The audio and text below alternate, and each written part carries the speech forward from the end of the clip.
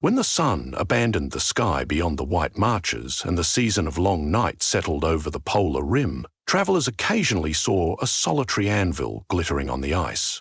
It was said to be carved of meteor iron, affixed to no floor but to the patient rotation of the earth itself.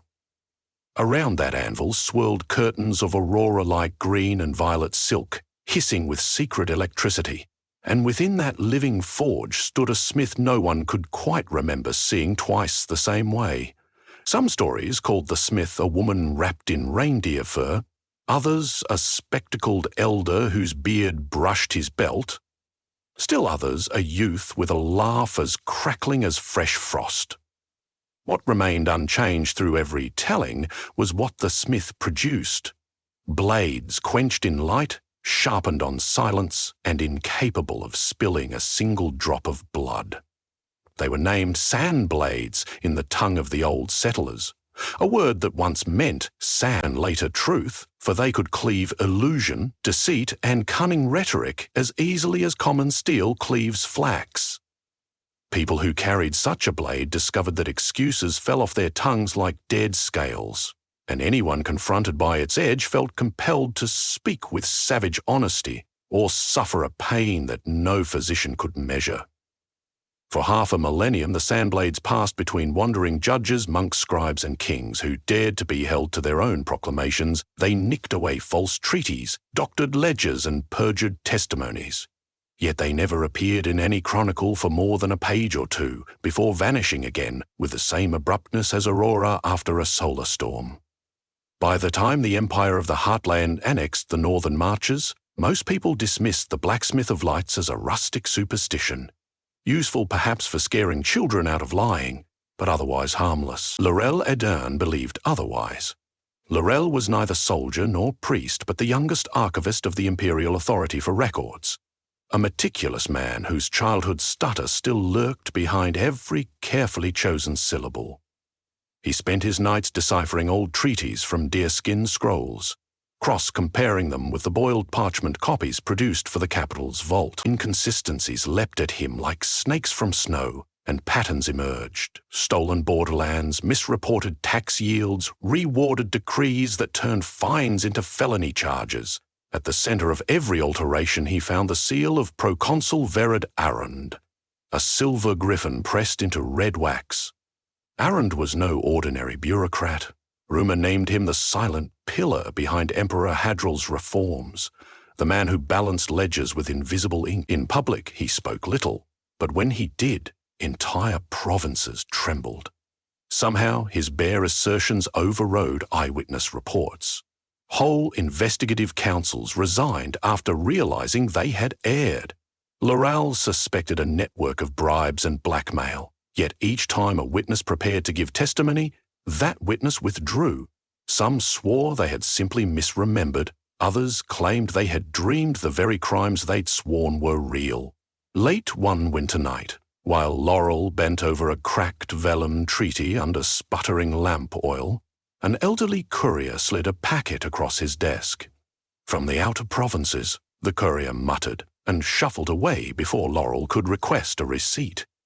Inside the packet lay a single page, edges singed, words scrawled in haste. Aaron's tongue is Aurora steel. His word slices lies from the air and replaces them with his own. All who hear him believe. Seek the smith in the lights, or we are unmade. That same week, 5 more parcels arrived, all unsigned, all hinting that Aaron possessed a blade of the old legend. Laurel checked every index. No record claimed the sandblades could swap truth for falsehood, but if the sword compelled honesty, perhaps Aaron merely convinced people that his statements were in fact true, while theirs seemed feeble by comparison. Even that possibility chilled Laurel to the marrow. If such a blade existed, it had been co-opted. If Aaron controlled it, the Empire's foundation of law meant nothing more than ornamental calligraphy. Laurel took leave from the archive, feigning illness, and purchased a berth on a mailboat bound north. He wore a wool cloak far too thin for the Arctic gales. Steel would be no aid against a man whose weapon disregarded flesh entirely. Along the journey, he memorized every anecdote about the Aurora blacksmith he could coax from fishers and slave drivers. A pattern emerged. The forge appeared only during weeks when the Aurora flared violently, and the potential patron had to bring no payment save a truth they had never spoken aloud. The smith would weigh that confession the way a jewel weighed gold. If it rang genuine, the smith agreed to craft a blade. If not, the traveller left with empty hands, and in some stories, no voice at all. The mailboat docked at Convenna, last outpost before the ice shelf. From there, Laurel hired Casca, a sled guide whose face was chapped raw but whose eyes gleamed with wry intelligence. He showed her the courier letters. She read without comment, then pointed at the horizon where restless green ribbons twitched. "Lights will peak within 3 nights," she said. "If your blacksmith is real, that's the window." She snapped her dogs to motion, and they skimmed over snow crust. Days blurred into bluish haze. Laurel lost count of how often he regretted the decision, but Casca's stories kept him alert. Legends of whales that swam beneath ice like constellations, of foxes whose tails painted sparks across night sky. In every tale, truth hid behind illusion like a flicker behind gauze. On the 3rd night, the sky erupted. Veils of lime and amethyst writhed overhead, casting the white plain in eerie fiesta shades. Casca slowed the sled and raised her fur-lined hood. "I go no farther.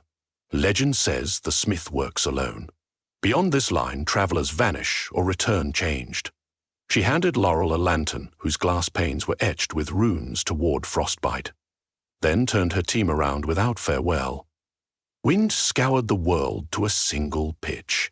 Laurel squinted through swirling needles of snow. At first, he mistook the glow for part of the aurora, but it remained vertical, constant. He trudged closer. An anvil stood on bare rock. Extraordinary enough, but the rock itself jutted like an island out of the ice, warm enough that steam rose where flakes landed. A figure hammered upon the anvil with a rod of red-gold metal, each strike sending prisms of colour into the sky. When the figure paused, Laurel cleared his throat. Sound evaporated in wind, but the smith turned. No beard, no youth, no fixed gender. The face shifted like reflections in broken ice, coalescing for moments then slipping again. Eyes, though, remained steady, pale tokens of ancient patience. "You bring a truth," the smith said. Not asked, said as though reading a headline inside his skull. Laurel nodded, but his voice snagged on the old stutter. The smith waited. At last he exhaled, breath pluming like torn parchment. "I fear words," he confessed. "I fear them because they built every cage I know. Yet I serve them. I am their archivist, their caretaker, and I fear I will never lay them down." The admission loosened a knot behind his ribs he hadn't noticed. The smith inclined their head as though the knot itself was visible. "A fair truth? Not large, not small? Place it upon the anvil." Laurel hesitated. Nothing rested there but a shallow bowl of auroral flame. He placed both palms above it. Memories poured out. The first time a schoolmaster mocked his stutter. The day his father told him, "Speak right or not at all." The nights he copied decrees twice, so no ink blot betrayed him. He felt the weight of each word detach and tumble molten into the bowl until his wrists trembled with relief. When he withdrew his hands, the flame swirled into a bar of cooling metal streaked with violet veins. The smith caught it in tongs and thrust it into the air where the aurora thickened until it looked like liquid drifting upward instead of sky drapery. Colours hissed, soaking into the billet. Then the smith placed it on the anvil and resumed hammering. Laurel expected clangor, but each strike issued a soft chord like glass edges singing. Sparks rose, froze, and hung shimmering above them in constellations that mimicked letters of alphabets he half recognized, root scripts older than empire. Hours or seconds elapsed. Time cracked, sloshed, reknit. At last the smith quenched the glowing blade in a trough of nothing. Where water should be, stars gathered, bright and cold. Steam formed shapes, perhaps the lies the blade already severed from the world. The smith lifted the finished sword by its flat and offered hilt toward Laurel. No scabbard, only a strand of northern wolf's sinew bound around the grip. "Name it," he swallowed. "Veritas Iceil," he said, the old word for ice that sings. The smith's face settled into a smile so brief it might have been his own reflection on steel. "Use it then, but heed. The blade cuts lies, nothing else. Swing in anger, and you may find no target but yourself." Laurel opened his mouth to ask how to keep it hidden from the proconsul's eyes, but the forge, the smith, the anvil, in one blink they dissolved. He stood alone, holding a weapon lighter than reed, edge transparent like moonlit glass. He passed a bare finger across it. Instead of pain, he felt a twitch in his tongue, as though it wished to recite a secret. He wrapped the blade in spare wool and began the long return trek. Day never truly dawned up here, yet the ice looked brighter, perhaps from the knowledge sloshing through his veins. Casca met him at a prearranged cairn. She studied him, then the bundle. "You found it?" "I found something." "You?" "Maybe so," said Casca. "And flavor?" I agreed to an unblamed thing, a cup of ill-rendered. "Does it match the stories?" "We'll see," he said, unsure if that sentence was lie or truth. The dog seemed to pull harder than before, as though sensing a wind no meteorologist charted. All the way south, the horizon behind them danced with lights that refused to fade. Back in the capital, snow gave way to slush and then to dreary rains. The emperor prepared a jubilee address to celebrate 10 years of consolidated provinces, and proconsul Arund was to stand at his side. Laurel filed a petition to review the speech drafts under the Preemptive Scriptorium Review Act, an obscure clause he himself catalogued last year. Permission was granted with dismissive swiftness. Bureaucrats assumed the timid archivist merely wanted to perform his fussy diligence. On the eve of the Jubilee, Laurel entered the gilded Hall of Oracles, where scribes polished marble floors with powdered chalk. He carried no visible weapon, only a rolled folio. In the anteroom he met Arund, resplendent in a griffon-stitched cloak. The proconsul's eyes, opal grey, betrayed puzzlement. "I did not request supplementary review." "Article 34 allows independent notation," Laurel murmured, carefully avoiding eye contact. His stutter threatened, but he steadied it with silent recitation of syllables. Veritas ojal. The rebeats, like hammer strokes. They entered the hallway where heralds rehearsed name lists. Laurel guided Arund aside to a chamber reserved for coat storage. Inside hung a single lantern. No guards lingered. Titles shielded Arund better than steel. Laurel unrolled the folio on a desk. Hidden within its layers lay the sword, lay faintly through fabric, like dawn behind fog. Arund arched a brow. "Smuggling contraband into the palace? Archivist, your career is about to end abruptly." "Perhaps," Laurel said. He slid the sword free, its edge refracted lantern light into prismatic halos. "I only wish to confirm a discrepancy." Any ordinary politician would step back from the unfamiliar. Arund leaned forward instead, curiosity dilating his pupils. "What manner of toy is that?" "A scale," Laurel answered, "whom measures truth." He held the blade horizontal between them. "I will ask a question. We each answer. The blade will decide whose statement remains." Something flickered in Arund's eyes. "Fear? Amusement?" He gestured elegantly. "By all means. Ask. How many provinces petitioned against the granary tax last year?" Arund's lips curled. 3, and they withdrew after clarification. Laurel spoke. 17, of which 8 were never granted audience. The room's air contracted. The sword vibrated, humming so quietly it sounded like memory rather than noise. Colour spilled along its glassy length, coalescing into a thin, spectral ribbon that detached and floated toward Aaron.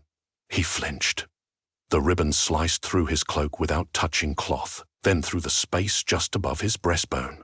He gasped, though unharmed physically. The ribbon evaporated, but its impact left a discernible absence in the air, like a window opened to vacuum. Aaron swayed, clutching at words that refused to assemble. At last he rasped, 17. His gaze darted in betrayed confusion. Laurel lowered the sword. Again, he said, voice unexpectedly calm. How many accused smugglers were pardoned under your signature after they forfeited land titles? Aaron's hand trembled. None, he whispered, but the denial cracked like thin lake ice. The blade didn't wait. A second ribbon flicked forth, slicing the falsehood clean away. Sweat burst across Aaron's brow. 39, he croaked. Land for the vault operations. So the Emperor's treasury? Yes, Aaron panted. Yes. They continued. Each lie Aaron attempted was sheared away. Each grudging correction left him paler. At no point did the sword touch flesh. It needn't. By the 15th question, Aaron sagged to his knees, as if the lies had been vertebrae and now his spine had dissolved. Tears streaked his cheeks. With each confession, the lantern grew brighter. No, the room itself did, as if the blade drew illumination from every severed untruth. When Aaron finally managed, no more, his voice was stripped to raw fibre. Laurel regarded him with neither triumph nor pity. Rather, he felt eerie kinship. They were both men of words, but one had exploited them while the other merely feared them. Stand, Laurel instructed. Aaron obeyed without hesitation. You will carry this blade into the Emperor's presence, Laurel said, and you will recite the facts you have just revealed. Every court scribe will record them. Understand that if you attempt deceit again, the blade will not stop at trimming illusions. There may be no lies left to sever, only the tongue that births them. Aaron shuddered. Laurel guided him by elbow through corridors that had once seemed labyrinthine but now felt straightforward. In the grand hall, the Emperor waited behind a lacquered podium, heralds arrayed like chess pieces. Murmurs erupted when Errand mounted the dais carrying a transparent sword. Laurel stood at the edge, unseen and fearlessly silent. Errand cleared his throat before celebration. I must speak. Your Majesty, honored delegates, before celebration, I must speak. He spoke. He named hidden prisons, manipulated census counts, diverted rations, extorted governors. Each revelation rang through the hall with the lethal clarity of black ice. Gasps turned to outrage, outrage to stunned stillness. The Emperor's face blanched. Attempts to interrupt failed. Aaron pressed on, compelled now by momentum as much as the blade's hovering presence. When he finished, he offered hilt first to the monarch. Proof, he croaked, that I cannot be trusted with your faith. Hadril accepted the sword gingerly. Something passed across his features. Perhaps he sensed its nature. He gestured to marshals to escort Aaron to awaiting tribunals, not dungeons, perhaps recognizing that the worst punishment had already been inflicted. Only then did the Emperor notice the humble archivist with ink-stained cuffs. You, Hadril said softly, what is this blade? A reminder, sire, the truth is neither convenience nor conquest, Laurel replied, surprised to find his stutter absent as though carved away. It cuts only what should not stand. The Emperor regarded him long. Will you remain its keeper? Laurel contemplated the sword now hanging limply in Hadral's grasp. He remembered the smith's caution, swing in anger, and you may find no target but yourself. No, he said, I will remain archivist. Let the blade be held by the courts, available to any citizen who calls for its service. Let it answer only questions, not commands. Hadral nodded once, a concession rare as solar eclipses. So it shall be. In the following weeks, chaos bloomed, but so did reform. Magistrates queued to test their verdicts. Merchants volunteered tax accounts to verify an honesty. Even common disputes, farm boundary, marriage contract, were brought before the glass edge that sang. Not all truths comforted. Some villages split when old grievances surfaced. Yet a current of fresh air swept the empire's stifled lungs. Scandals lost their lurid lure, for exposure was no longer rumour but certainty. Over time, citizens learned restraint in accusation, knowing the blade awaited them as final arbiter. As for Laurel, he returned to the archive, greeted by rows of unremarkable shelves that now seemed vibrant because they held stories not yet weighed. He resumed cataloguing, preserving, querying, but without the anxious twitch behind every vow. He had faced the worst cage his childhood had forged and found the bars unsubstantial. They had melted in auroral fire. One night, months later, Casca arrived at the capital, leading her dogs through spring mud. She found Laurel in a cluttered side room copying maps. "Did your empire survive?" she asked over mugged tea. "Still creaking," he answered, "but it breathes." She studied him. "I hear the blade never cuts skin." "Hasn't yet. Will you visit the north again?" He considered. The urge tugged like a tide. "Perhaps," he said. "There is more I need to learn about words unspoken." She grinned. "When the lights return, call me." She patted the doorframe twice, a farewell laconic as frost. After she left, Laurel dipped quill, paused. Outside the window, dusk glowed. He wrote a marginal note in the ledger of imperial decrees. All blades dull without vigilance, all truths dim without retelling. Then he added a final line, nearly invisible between cramped script. Forge glows still at world's edge. Lies grow there like ice flowers. Send new seekers when Aurora calls. He sanded the ink and closed the book. Somewhere far to the north, curtains of colour surely rippled across an anvil no map recorded. The blacksmith waited, eternal but never the same, and the forge song vibrated inside Laurel's bones, subtle as a heartbeat, steady as dawn behind perpetual night.